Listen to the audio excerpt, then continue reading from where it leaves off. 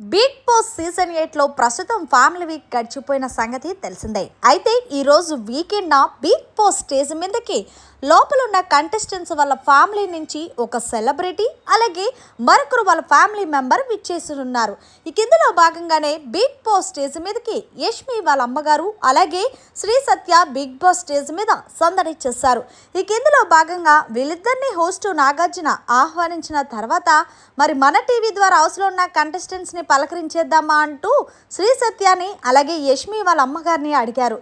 ఈ కిందలో భాగంగా హౌస్లో ఉన్న కంటెస్టెంట్స్ అందరూ కూడా ఒక్కసారిగా యష్మి వాళ్ళ అమ్మగారిని చూసి షాక్ అయ్యి సూపర్ అంటూ సార్ అంటూ కేకలు వేశారు.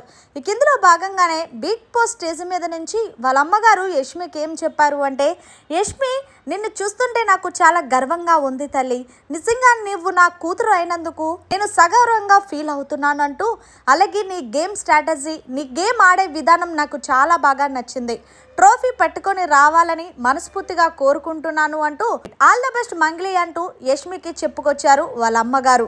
ఈ కిందలాగే శ్రీ సత్య కూడా మాట్లాడుతూ, యష్మి నువ్వైతే గేమ్ చాలా పర్ఫెక్ట్గా ఆడుతున్నావు, కానీ కొంచెం ఫ్లిప్పింగ్ అనేది తగ్గితే బాగుంటుంది, ఈ మధ్యన అది కూడా మాట్లాడట్లేదు అనుకో, ఇక నీలో చెప్పడానికి ఏం మైనస్ లేదంటూ చెప్పుకొచ్చింది.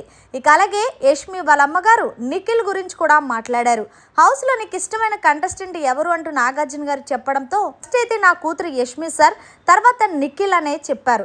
దీంతో Nikhil thank you so much అమ్మ అంటూ దండం పెడుతుంటే, నాన్న నీ ఆట చాలా బాగుంటుంది, అంతేకాకుండా నువ్వు మా అమ్మాయిని మంచి బెస్ట్ ఫ్రెండ్గా చూస్తున్నావు చూడు, ఇది నిజంగా థ్యాంక్ యూ సో మచ్, మీ అందరూ కలిసి చాలా మంచి బాండింగ్ అనేది బిగ్ బాస్ హౌస్లో ఏర్పరచుకున్నారు, అలాగే నువ్వు కూడా టాప్ 5లో ఉండాలని మనస్ఫూర్తిగా కోరుకుంటున్నానంటూ మీ వాళ్ళ అమ్మగారు నిఖిల్ గురించి మాట్లాడారు.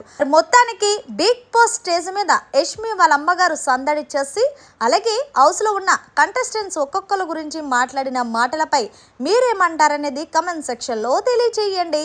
మరిన్ని లేటెస్ట్ అప్డేట్స్ కోసం చూస్తూనే ఉండండి మన ఛానల్.